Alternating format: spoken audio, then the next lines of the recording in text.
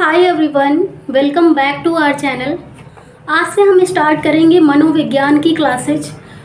मनोविज्ञान मैंने आपको पहले भी पढ़ाया हुआ है यूपी टेट सी टेट के लिए, लेकिन अब हम एक विस्तृत रूप से इसको शुरू करेंगे जहाँ से इस सब्जेक्ट की उत्पत्ति होती है। आपको अब यहाँ से मतलब आपके जनरली क्वेश्चन कहाँ से पूछे जाते हैं, इस विषय की उत्पत्ति कहाँ से हुई है, मानव जीवन में क्या इसका प्रयोग है, या फिर हमारे जो टीचिंग क्षेत्र है, टीचिंग सेक्टर में के लिए हम चाइल्ड डेवलपमेंट एंड साइकोलॉजी क्यों पढ़ते हैं, क्या इसका उपयोग है। तो हम सबसे पहले बात करेंगे, इन पूरा विस्तृत स्वरूप लेके चलेंगे और एक एक बात पे हमारी चर्चा होगी।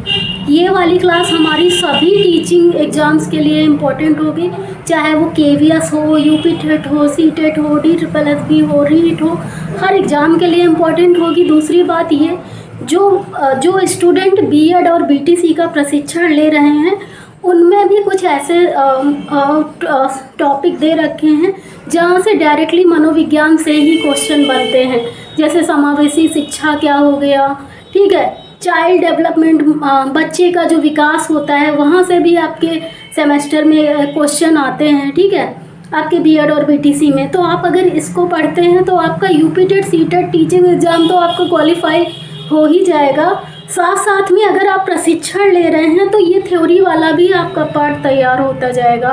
तो जितने भी लोग देख रहे हैं इस वीडियो को ज़्यादा से ज़्यादा एक बार शेयर कर दीजिए और इस चैनल को सब्सक्राइब कर दीजिए, ठीक है। अगर हम बात करें मनोविज्ञान की, तो मनोविज्ञान होता क्या है।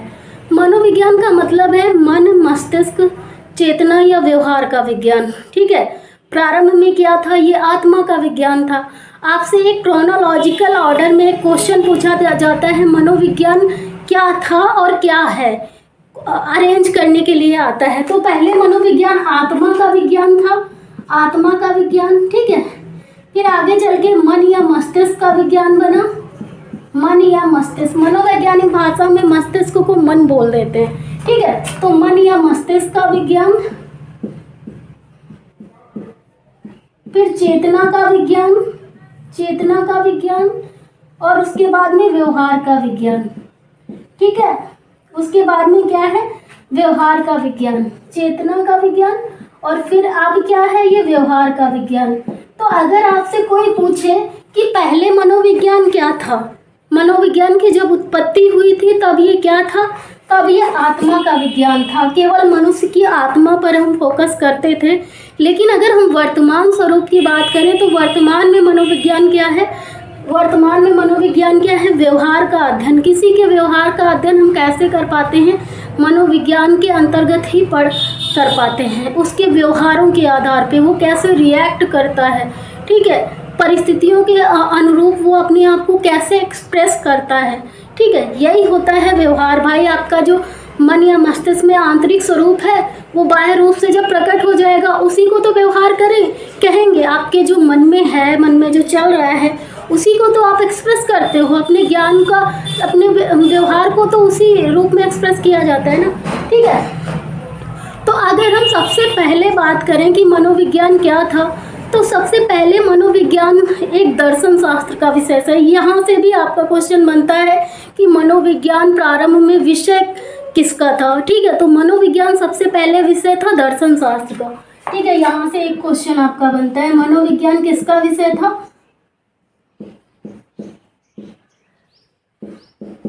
मनोविज्ञान दर्शन शास्त्र का एक छोटा सा पार्ट होता था, ठीक है, दर्शन शास्त्र।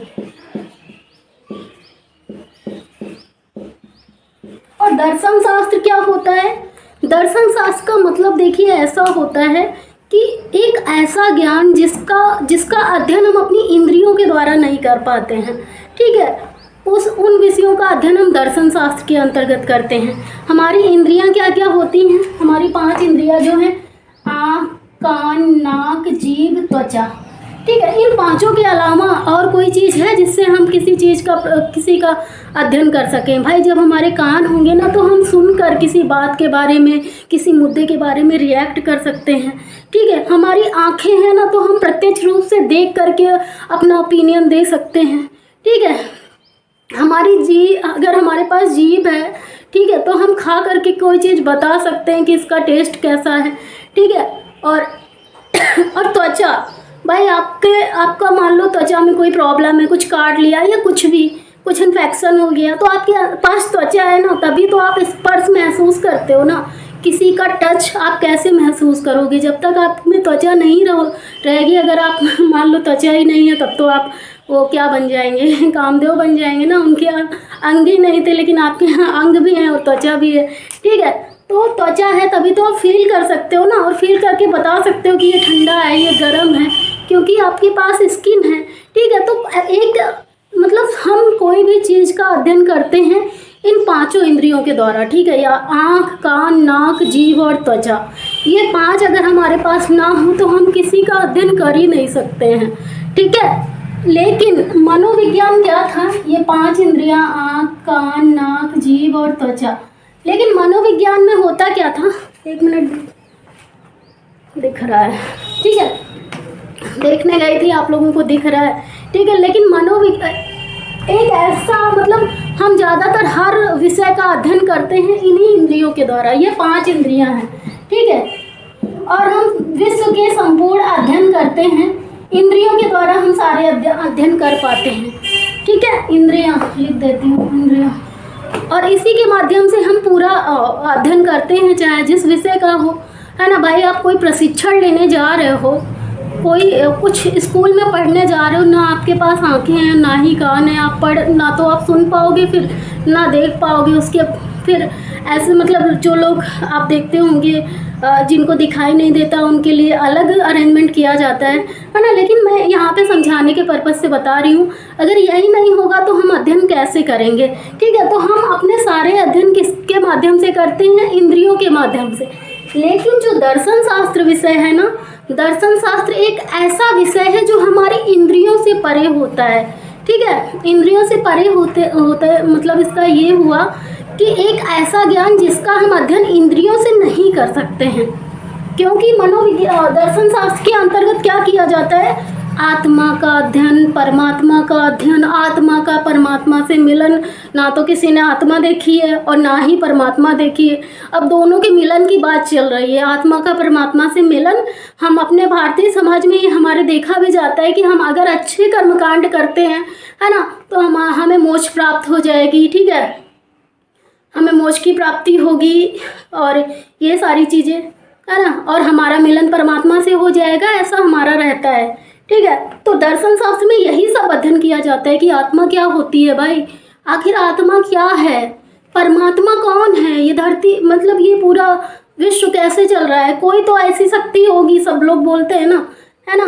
तो इसमें यही सब चीज़ें पढ़ाई जाती हैं दर्शन शास्त्र में। लेकिन दर्शन शास्त्र में क्या हम आत्मा और परमात्मा को इन पांचों इंद्रियों के द्वारा अध्ययन कर सकते हैं, बताइए। क्या हमने भगवान को प्रत्यक्ष रूप से सामने देखा है? हम लोग, हमारी भावनाएं हैं, धार्मिक भावनाएं हैं, हमारी सांस्कृतिक भावनाएं हैं, हम आस्था रखते हैं भगवान में, लेकिन किसी ने ऐसा नहीं है कि भगवान को पकड़ के देखा हो, ठीक है, ऐसा तो है नहीं। तो आत्मा का परमात्मा से जो मिलन होता है उसका अध्ययन हम इंद्रियों के माध्यम से नहीं कर पाते हैं, उसको हम केवल फील कर सकते हैं प्रत्यक्ष रूप से नहीं किया जा सकता है। इसीलिए जो दर्शन शास्त्र है ना, दर्शन शास्त्र में आत्मा का परमात्मा से मिलन होता था, यही सारी बातें बताई जाती थी आपको।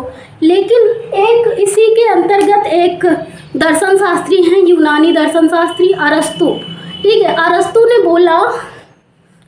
ने बोला अगर हमें मनुष्य को समझना है ना, मनुष्य की आत्मा को समझना है ना, तो सबसे पहले हम मनुष्य पे फोकस कर लो ना। अगर हमें मनुष्य को समझना है, उसकी आत्मा को समझना है, तो हम ये आत्मा का परमात्मा से मिलन क्यों करा रहे हैं। हालांकि ये भी दर्शन शास्त्री ही था, इसने बोला सबसे पहले हम मनुष्य को समझ लेते हैं ना। इसीलिए जब अरस्तु आया ना, तो मनोविज्ञान को एक अलग सब्जेक्ट में लेकर आया। पहले कोई दर्शन शास्त्र का मतलब मनोविज्ञान का कोई नाम निशान नहीं था, दर्शन शास्त्र का तो नामो निशान था, ठीक है, लेकिन मनोविज्ञान का कोई नामो निशान नहीं था। लेकिन एक यूनानी दर्शन शास्त्री होता है अरस्तु।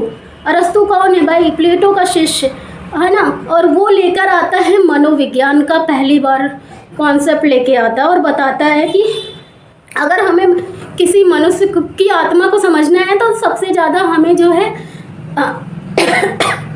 मनुष्य पर ही फोकस करना पड़ेगा। ठीक है, तो मनोविज्ञान की हम अगर बात करें ना कि जो है मनोविज्ञान के फाउंडर कौन है, कौन इसके जनक हैं। ठीक है, तो मनोविज्ञान के जनक की अगर बात होगी ना तो मनोविज्ञान के जनक हो जाएंगे अरस्तु, क्योंकि मनोविज्ञान को लेकर वही आ रहे हैं। और मनोविज्ञान की अगर हम जननी कहेंगे, मतलब उसकी एक हिसाब से माँ कह सकते हो जननी, तो जननी कौन है? दर्शन शास्त्र है। ठीक है, ये क्वेश्चन आपका बनता है और ये केलर महोदय ने अपनी बुक में लिखा भी है, साइकोलॉजी नाम की एक बुक है, उसमें ये बात कही है कि मनोविज्ञान के जनक हैं अरस्तु और जननी कौन है? जननी है दर्शन शास्त्र। आप लोग नोट करिए, मनोविज्ञान के जनक कौन हो गए? अरस्तु। ये सब क्वेश्चन है आपके प्रीवियस ईयर के। ठीक है, जनक अरस्तु हो गए और जननी कौन है? दर्शन शास्त्र। ये जननी हो गई मनोविज्ञान की। ठीक है, तो एक विषय के रूप में मनोविज्ञान को कौन लेकर आता है? अरस्तु लेकर आते हैं। ठीक है, इतनी बात आप नोट करिए, उसके बाद में अगला बताती हूँ आपको। नोट करिए।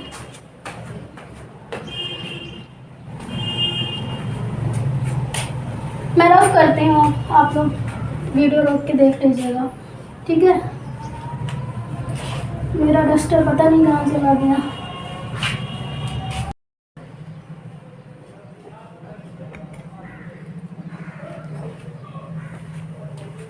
तो आपको ये बात समझ में आई कि मनोविज्ञान का जनक कौन है? मनोविज्ञान के जनक कौन है? अरस्तु हैं। और मनोविज्ञान की जो जननी है वो दर्शन शास्त्र हो गया। ठीक है, और ऐसा केलर महोदय ने अपनी एक पुस्तक है, केलर नाम के एक मनोवैज्ञानिक होंगे, इनकी पुस्तक है साइकोलॉजी नाम की। ठीक है, साइकोलॉजी नाम की पुस्तक में केलर ने इस बात को बोला कि मनोविज्ञान के जनक हैं अरस्तु और जननी है दर्शन शास्त्र। ठीक बात, इतनी बात समझ में आई आपको? अब हम बात करते हैं एक और मनोवैज्ञानिक की। उनका नाम है रुडोल्फ गॉइकल। रुडोल्फ गॉइकल जो है एक अन्य मनोवैज्ञानिक हैं। ठीक है, रुडोल्फ गॉइकल आप लोग लिख लीजिए, रुडोल्फ गॉइकल।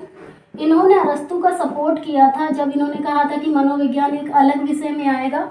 ऐसा है ना कि पहले तो मनोविज्ञान था ही नहीं ना, लेकिन जब अरस्तु ने ऐसा बोला कि मनोविज्ञान एक अलग विषय के रूप में होना चाहिए, हम दर्शन शास्त्र में ही इसका अध्ययन क्यों करें, है ना, हमें तो मनुष्य पर फोकस करना चाहिए, तो इनकी इस बात को रुडोल्फ गॉइकल ने सपोर्ट किया था। और रुडोल्फ गॉइकल की एक बुक है साइकोलॉजिया। देखो, साइकोलॉजी इनकी बुक है केलर की, और रुडोल्फ गॉइकल की बुक है साइकोलॉजिया बुक में इन्होंने बताया, साइकोलॉजिया में इन्होंने इस बात को बताया कि इन्होंने क्या कहा, मनोविज्ञान शब्द का पहली बार प्रयोग किया। मनोविज्ञान लेकर कौन आया? अरस्तु लेकर आए, लेकिन पहले उसका नाम क्या था? आत्मा का विज्ञान था ना, मनोविज्ञान तो था नहीं ना, भले ही वो मनोविज्ञान को लेकर आया। उसके बाद क्या हुआ? रुडोल्फ गॉइकल ने लगभग 1590 ईस्वी में 16वीं शताब्दी में इन्होंने क्या किया? रुडोल्फ गॉइकल ने सबसे पहले मनोविज्ञान शब्द का प्रयोग किया। ठीक है, साइकोलॉजी नाम की इनकी बुक है, उसमें मनोविज्ञान शब्द का प्रयोग किया। ठीक है, और फिर केलर ने क्या कहा उसके बाद में? केलर ने बोला कि मनोविज्ञान के जो पिता हैं वो अरस्तु हैं और मनोविज्ञान की जो माता हैं मतलब जननी है वो दर्शन शास्त्र है, ऐसा इन्होंने बोला। ठीक है, ये क्वेश्चन आपके हर टीचिंग एग्जाम में पूछे जाते हैं और बच्चे फिर रटते रहते हैं। इसमें क्या रटने की ज़रूरत है भाई, अलग अलग मनोवैज्ञानिक अपना परिपेक्ष दे रहे हैं। ठीक है, नोट करिए, आप नोट करिए, बहुत ज़रूरी है।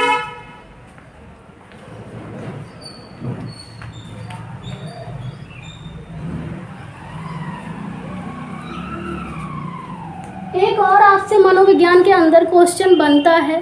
देखो, अगर आपसे पूछा जाए कि साइकोलॉजी कौन सा शब्द है तो आप बता देंगे कि साइकोलॉजी अंग्रेजी शब्द है। ठीक है, साइकोलॉजी क्या है? अंग्रेजी शब्द है, ये बात तो सबको पता है। लेकिन आपसे अगर ऐसे पूछा जाए कि साइकी कौन सा शब्द है, ऐसे भी पूछा जाता है। तो साइकी जो है ग्रीक या यूनानी वर्ड है, ठीक है, ग्रीक या यूनानी वर्ड है। साइकी क्या है, आप एक नोट लिख कर डाल लीजिए कि जो साइकोलॉजी है वो तो अंग्रेजी वर्ड है। ये सब क्वेश्चन आपके आए हैं तभी मैं बता रही हूँ, ऐसे नहीं बता रही हूँ, ठीक है। तो साइकोलॉजी की अगर हम बात करेंगे तो वो तो अंग्रेजी वर्ड है, इंग्लिश का अक्षर है, इंग्लिश का शब्द है, ठीक है। लेकिन अगर हम केवल साइकी की बात करेंगे तो ये ग्रीक या यूनानी वर्ड है, ठीक है। एक मनोवैज्ञानिक होते हैं गेरिट, एक मनोवैज्ञानिक हैं गेरिट महोदय, और गेरिट ने क्या बोला था, साइकोलॉजी को इन्होंने 2 भागों में बांटा, ठीक है। गेरिट ने क्या किया, साइकोलॉजी को 2 भागों में बांटा। गेरिट महोदय थोड़ी सी तबीयत खराब है, आप लोग बोलेंगे हमेशा ही रहती है, ठीक है। तो गेरिट ने क्या बोला, साइकोलॉजी को 2 भागों में बांटा। इन्होंने बोला साइकी,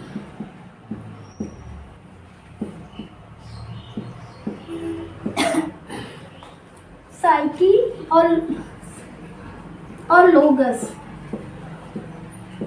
इन्होंने साइकी को कहा आत्मा, साइकी को बोला आत्मा, ठीक है, आत्मा, और लोगस को बोला अध्ययन करने वाला। क्या बोला इसको, अध्ययन करने वाला, अध्ययन करने वाला। लोगस का मतलब क्या होता है, जो लोग अध्ययन करते हैं, जैसे आप लोग पढ़ते हो तो आपको क्या बोलते हैं, स्टूडेंट बोलते हैं, वैसे ही लोगस का मतलब है जो लोग पढ़ते हैं, ठीक है। अध्ययन करने वाला, जैसे आप अध्ययन कर रहे हो ना तो आप लोगस हो जाओगे, ठीक है।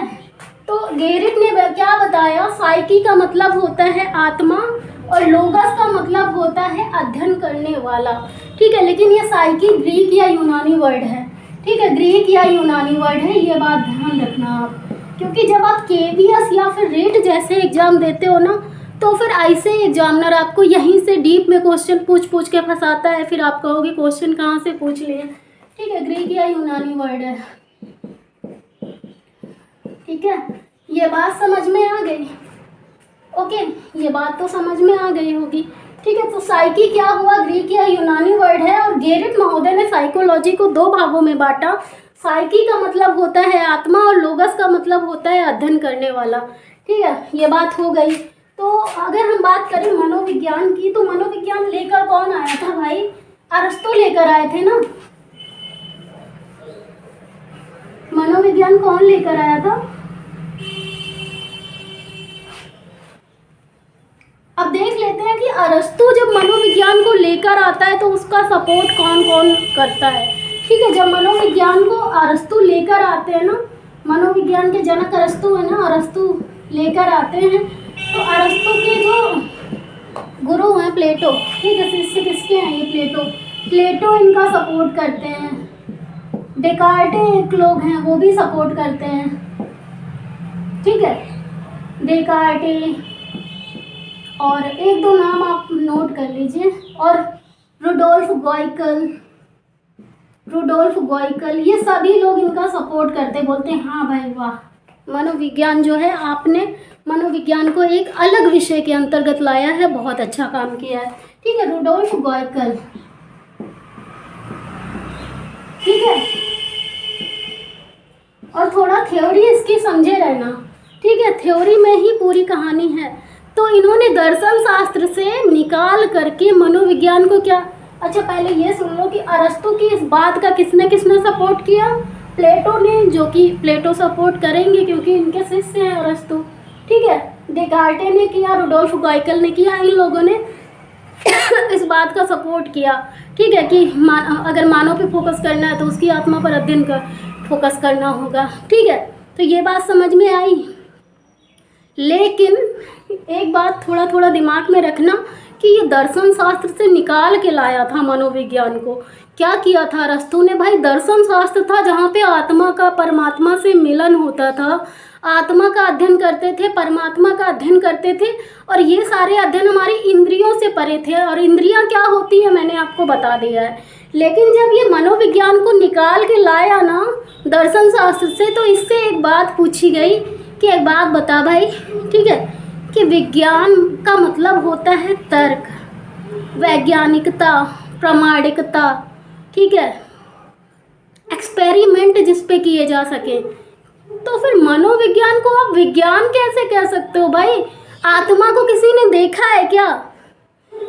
आत्मा को ना तो किसी ने देखा है, ना सुना भले होगा, ना तो उसका रंग है, ना कोई रूप है, ना तो उसका आकार है, ठीक है। तो फिर हम मनोविज्ञान इसको कैसे कह सकते हैं? विज्ञान नाम नहीं दे सकते हैं। और उसके बाद में लगभग 16वीं शताब्दी के आसपास इस बात का खंडन कर दिया जाता है। अरस्तु की बात को नेग्लेक्ट कर दिया जाता है, मतलब नकार दिया जाता है एक हिसाब से कि नहीं भाई, हम विज्ञान कैसे कह सकते हैं? मनो प्लस विज्ञान मतलब मनोविज्ञान। विज्ञान तो भाई वही होता है जहाँ पे तर्क होते हैं, जहाँ पे प्रामाणिकता होती है, जहाँ पे सच्चाई होती है। हम इस विषय को विज्ञान कैसे कह सकते हैं? ठीक है। फिर हम आगे कल की जो हमारी क्लास होगी ना, वो मन या मस्तिष्क के विज्ञान पर होगी, ठीक है। तो आज हम इस क्लास को यहीं रोकते हैं। आप बताइएगा आपको कैसा लगा, वीडियो समझ में आया कि नहीं आया।